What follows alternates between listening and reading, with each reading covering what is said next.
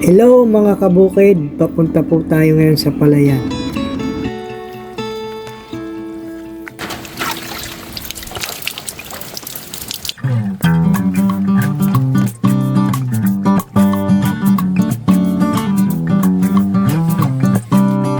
Hello, welcome to my vlog.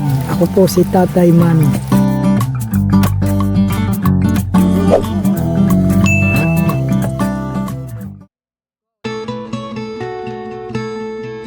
Ito pong aking buhat-buhat ay sako ng abono. Mukha lang po itong mabigat pero ito ay 25 kilos lang.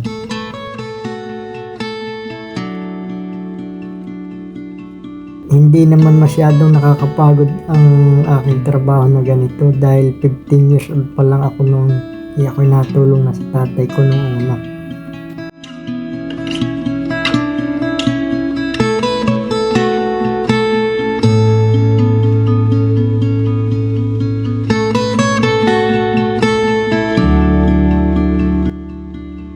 Makalipas ang 10 minuto ay nandito na po ako sa palayan.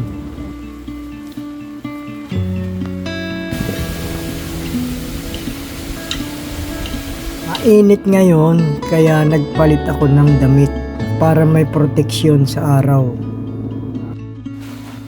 Naglagay na ako ng abono sa timba. Tinakal ko lang gamit ang bao.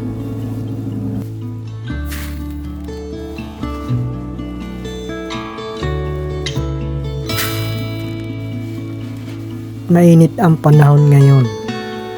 Mas madali ang pagsasabog ng abono.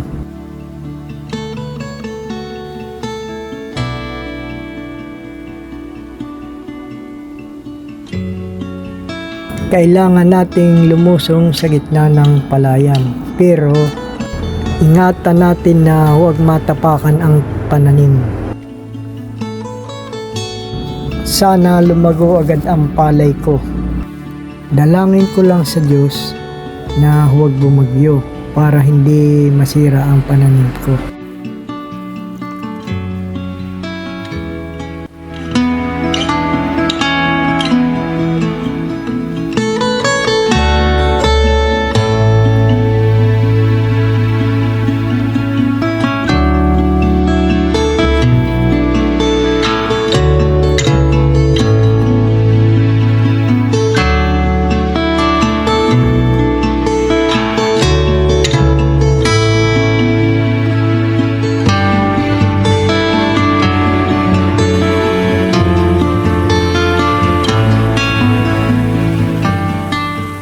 Biglang umulan mga kabukid, pero hindi ako hihinto.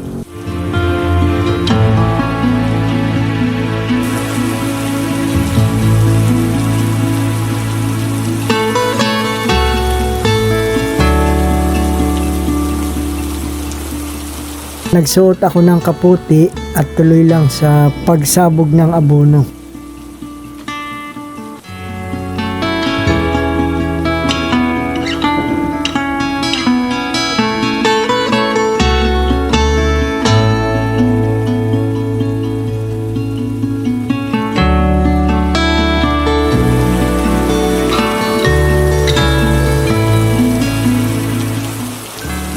Makalipas ang 2 oras ay natapos na ako.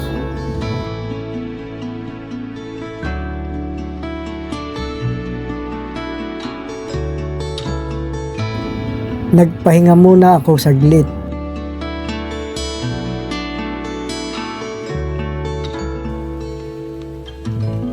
At uminom ng tubig.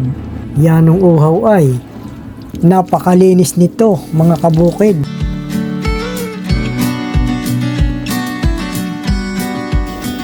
Tapos na po ang vlog ko ngayong araw. Pauwi na ako mga kabukid. Hindi na umuulan kaya inalis ko na ang kaputi ko. Still pretty far from where I said I'm bound. Running low on fuel. Please subscribe on my YouTube channel and follow my Facebook page. Salamat. See you on my next vlog. Better keep going. I guess I'll keep going. Yeah, it's a long